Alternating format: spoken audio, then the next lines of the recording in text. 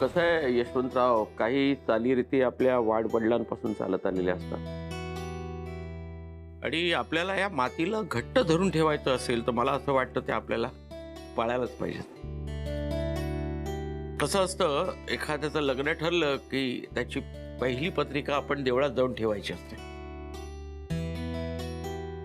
अरे वा, चांगली कल्पना आहे.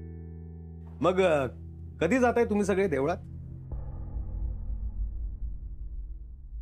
नाही पण म्हणजे वडील म्हणून आपल्यालाही जावं लागणार आहे. अरे त्यांना असं म्हणायचंय की तू त्यांच्या बरोबर जावस. I am sorry. काय झालं? त्याचं काय की मला काही महत्वाचे कॉल्स येणार आहेत, त्यामुळे मला जमणार नाही याला. टू बी व्हेरी ऑनेस्ट, मला हे सगळं मान्यच नाही. अहो, मी तुम्हाला आत्ताच म्हटलं की आपली संस्कृती, आपली परंपरा असं म्हणते. नाही, इट्स ऑल राईट. पण कोण काय म्हणतं याच्यापेक्षा मला काय बरोबर वाटतं ना, याला मी जास्त महत्व देत असतो. आता परंपरा म्हणून तुम्ही मंदिरात जाऊन ही पत्रिका तिथे ठेवणार, मग त्याच्यानंतर ती देण्यासाठी प्रत्येकाच्या घरी एक एक करून जाणार, बरोबर? बरोबर, जायला तर पाहिजे, कारण आपल्या घरी लग्न आहे हे त्यांना कळायला नको का? एक्झॅक्टली. सो त्यांना कळवणं हा एकमेव हेतू आहे त्याच्या मागचा, बरोबर? हा, पण त्याच्यासाठी सगळ्यांच्या घरी जायची काय गरज आहे? It's simply a waste of man hours, waste of good time, waste of money. अहो, सध्या सोशल मीडियाचा जमाना आहे. एक मेसेज टाईप करायचा आणि सुटकन सरसकट सगळ्यांना एकत्र पाठवून द्यायचं. सिंपल. ज्यांना यायचं ते येतील, ज्यांना नाही यायचं ते नाही येणार. इतकं सिंपल सगळं असताना उगाच तुम्ही गोष्टी कॉम्प्लिकेट का करताय, खरं तर मला कळत नाही. एकतर तुम्हाला वेळेचं महत्व कळत नाही किंवा तुम्हाला तुमच्या पैशांची किंमत नाही.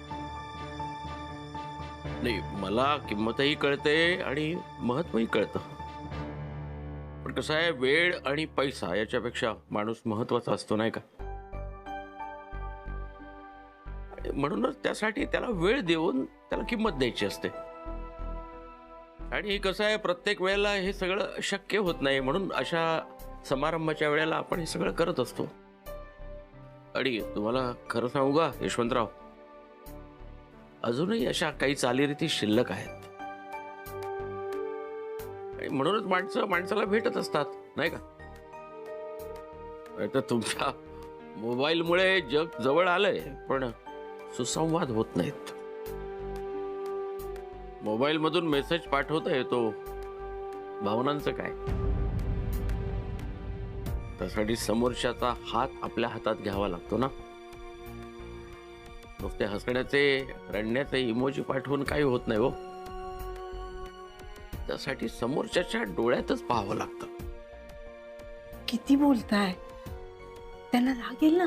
काय रागवायचं त्यात? मी काय चुकीचं बोललो? कसं आहे, समोरचा माणूस एकदा आपलासा झाला ना की जे काही मनात असेल ते निर्धास्तपणे बोलावं. काय यशवंतराव, मी काही चुकीचं बोलतोय का? तुम्ही पूर्णपणे चुकीचं बोलताय असं नाही मला म्हणायचं, पण म्हणजे अजून तुझं पण आहेच. आणि मी काय म्हणतो डॅड, तुझी तत्व वगैरे जरा बाजूला ठेवूया आपण. जरा जाऊया ना बाहेर, त्या निमित्ताने जरा मोकळ्या वातावरणात जाणं होईल, सगळ्यांशी गप्पा होतील थोड्याशा. ते सगळं तुझं ठीक आहे रे, पण आय एम रिअली सॉरी, मला नाही जमणार यायला. म्हणजे तुम्हाला जायचं तर तुम्ही जरूर जाऊ शकता. यश, येस वसू, जरा आत येतोस, बोलायचंय. एक्सक्यूज अस.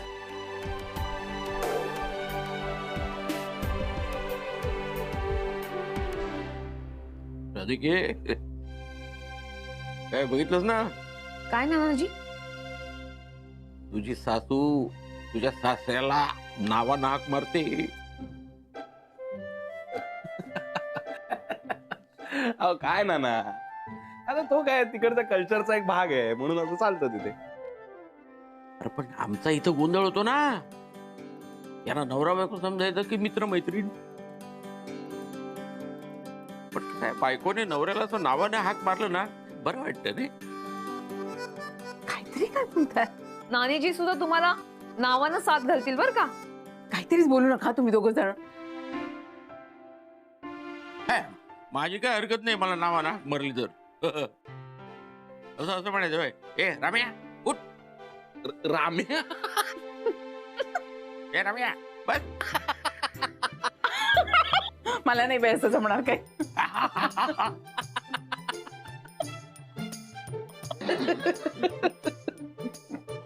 बोला, कशासाठी आत बोलवलं? अरे इथे आल्यापासून तू कोणतीच गोष्ट का समजावून घेत नाहीयेस? आता आणखीन कुठली गोष्ट समजावून घ्यायची? अरे ही अमेरिका नाही, ही इंडिया आहे. मग? इथल्या लोकांच्याही काही चालीरीती आहेत, परंपरा आहेत, रीतिरिवाज आहेत आणि ते पिढ्यानपिढ्या पाळत आलेले आहेत आणि मनापासून पाळतात रे. पाळू देत की, हु स्टॉपिंग देम? हे बघ, ह्या सगळ्यावर तुझा विश्वास नाहीये हे समजतंय मला, पण शेवटी ना हे आपल्यासाठी आपल्या मुलाचं लग्न आहे आणि ही सगळी मंडळी जे काही करतायत ना ते फक्त त्यांच्या मुलीच्या आनंदासाठी करत नाहीत तर आपल्या मुलासाठीही करतायत आणि दे आर जेन्युइन. आणि आपल्या मुलाला हे जर हे आवडत असेल तर त्याच्या आनंदात आपण सहभागी व्हायला नको का?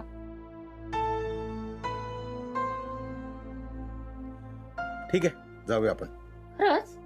शुअर. मला इतक्यात कॉन्कॉल नाही. इथेही बिझनेस माइंडेड पॉइंट ऑफ व्ह्यूनी बोलत असतो. बापाच्या पॉइंट ऑफ व्ह्यूनी हा कधी बोलेल देवाला माहित.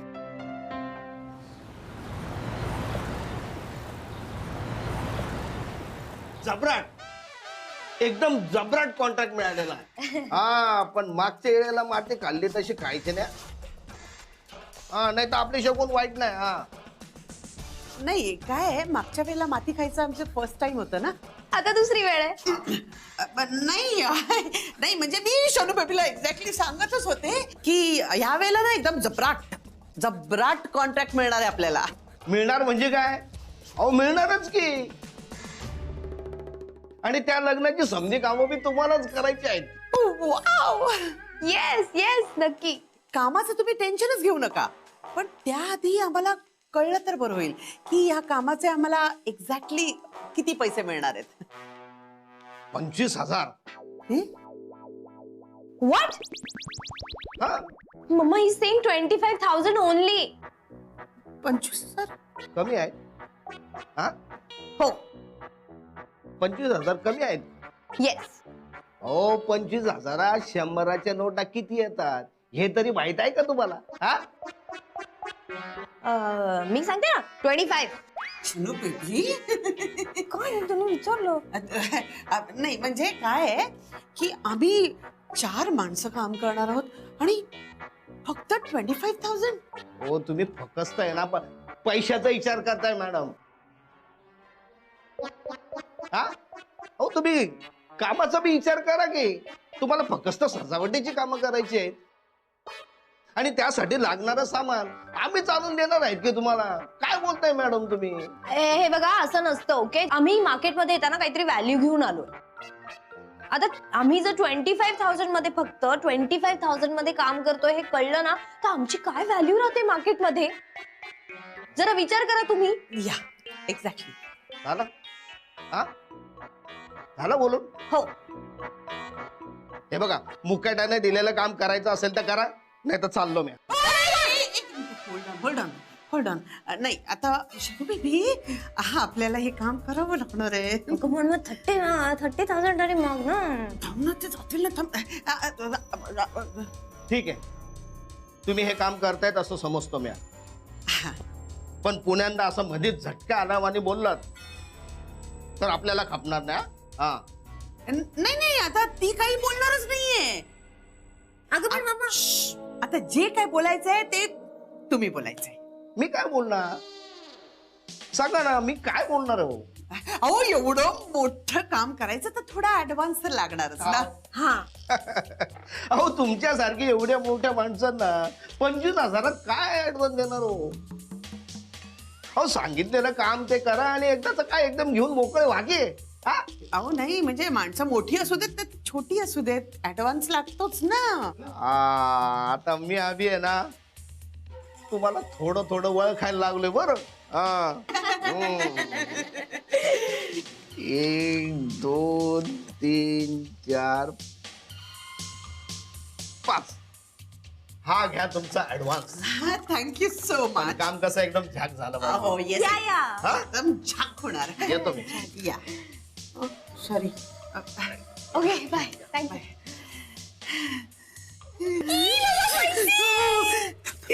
मला दे ना. थांब ना मला दे ना. थांब ना. दे ना.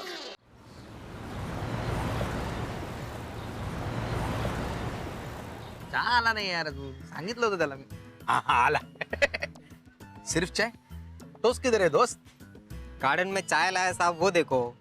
दुकान पे आओ, टोस्ट बिस्किट खारी सब मिलेगा. ये जाओ. पैसा? पैसा बाद में देता हूँ ना. कहाँ भाग के जा रहे हैं? पैसा काय टोस्ट भी जाणत नाही. काय चाललंय तुझं? काय खारी टोस्ट मध्ये काय अडकलंयस? इथे मी तुला कशासाठी बोलवलंय? टेन्शन मध्ये म्हणून बोलवलं. तुझं काय खारी टोस्ट मध्ये? अरे यार तू ना नेहमी टेन्शन मध्येच असतोस यार. हा कधी नसतोस. तिकडे त्या शनाया आणि मम्मानी काहीतरी बिझनेस सुरू केलाय ना. रिलॅक्स हो ना आपला, रिलॅक्स हो. चल त्यामुळे जास्त टेन्शन आलंय मला. कारण यांनी काहीतरी नवीन सुरू केलं ना की सगळं निस्तरावं मलाच लागतं. कधी कधी ना काही प्रश्नांची उत्तरं नसतात आपल्याकडे.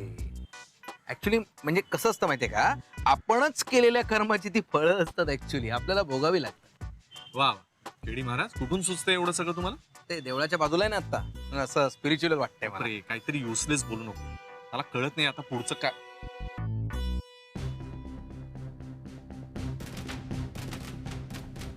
किड्या किड्या किड्या. चल चल चल लप लप आपल्याला लपावं हे लागेल. आता लपाछपी वगैरे नाही. हे लपाछपी नाही. चल, ये इकडे. लवकर ये लवकर ये. खाली.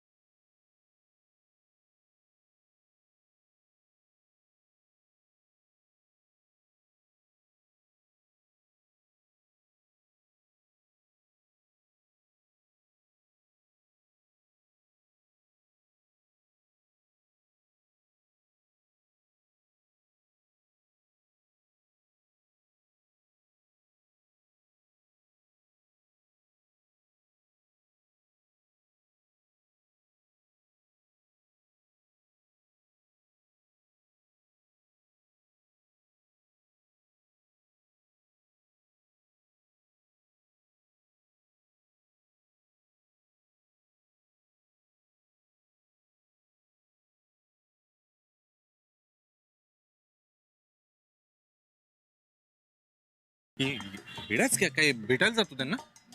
नाही, मला काय माहित. जाऊ दे ना, आपण जाऊया ना. नाही नाही थांब, मला बघायचंय कशाला आले ते.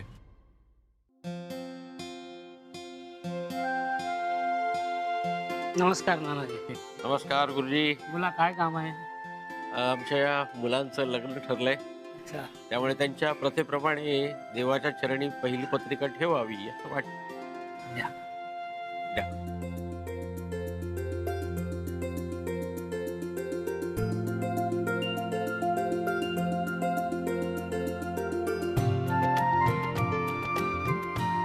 अरे तिकडे काय बघतोय, ते गेले ना.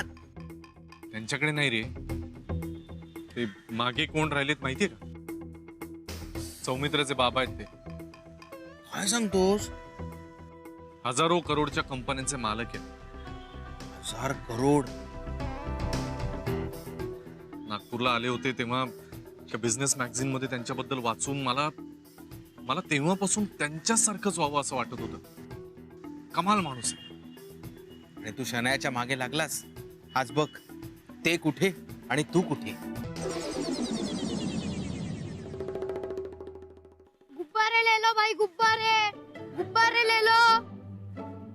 साहेब एक फुगा घ्या ना. अरे बाळा, माझं फुगायची गळ्याचं वय दिसतं का तुला? घरात कोणी लहान मूल असेल त्याच्यासाठी तर घ्या ना. आमच्या घरात लहान मूल. सॉरी बाळा, आता आमच्या घरी कोणीच लहान राहिलेलं नाही. गुब्बारे ले लो भाई गुब्बारे. शेट मर गया, भाव गिर गया, 10 का 5 रुपया. गुब्बारे ले लो भाई गुब्बारे. Marketing, long live marketing, out of the box thinking. I like it. ए पिल्लू, ये इकडे. बोला साहेब, किती फुगे देऊ? फुगे नको बाळा मला, हे पैसे ठेव. अहो साहेब, तुम्हाला फुगा नकोय तर तुम्ही पैसे का देताय? बाळा, हे पैसे फुग्यांसाठी नाही आहेत. ज्या पद्धतीने तू फुगे विकतोस ना त्याच्यासाठी आहे. म्हणजे आपला प्रॉडक्ट कसा विकावा हे एक्झॅक्टली कळलेलं आहे तुला. छान मोठा बिझनेसमॅन होशील. ऑलराईट.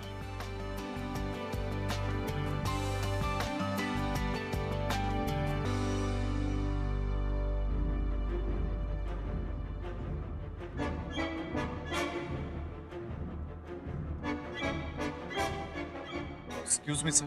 येस. सॉरी, पण तुमचे पैसे पडले होते. माझे? हो. हा, तिथे. Thank you sir.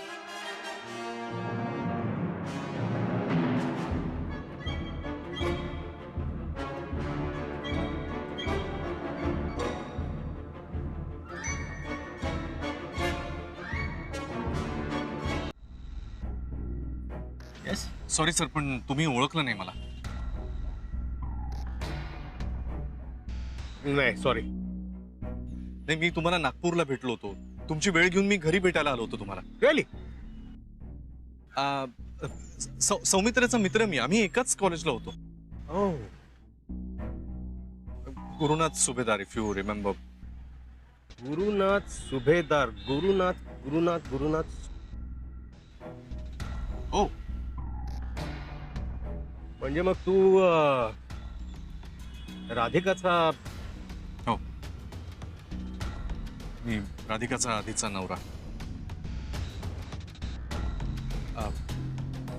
सर, तुम्हाला एक सांगायचं होतं. काही नाही, हेच सांगायचं होतं की I have always admired you आणि you are still an inspiration to me. Thank you, thank you young man. Nice to meet you sir. Nice meeting you.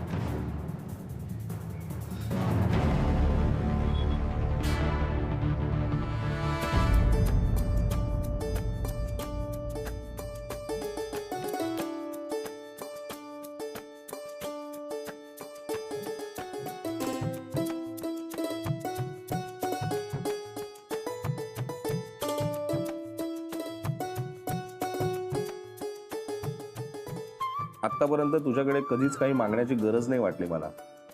खरं तर काही मागण्यासाठी कोणापुढे हातही जोडल्याचं आठवत नाही, पण आज मागतो. तेव्हा हे सगळं मी माझ्या राधासाठी करतोय, तेही अगदी मनापासून. यापुढे तिला कायम आनंदात ठेवणं ही माझी जबाबदारी आहे आणि या गोष्टीचं मला भान राहील ही मात्र तुझी जबाबदारी आहे. प्लीज. माझ्यासाठी फक्त हे लग्न नाही, ही एक मोठी जबाबदारी आहे आणि मला या जबाबदारीची पूर्ण जाणीव आहे. देवा, तुझ्या आशीर्वादानं ही जबाबदारी मी नक्की पार पाडेल.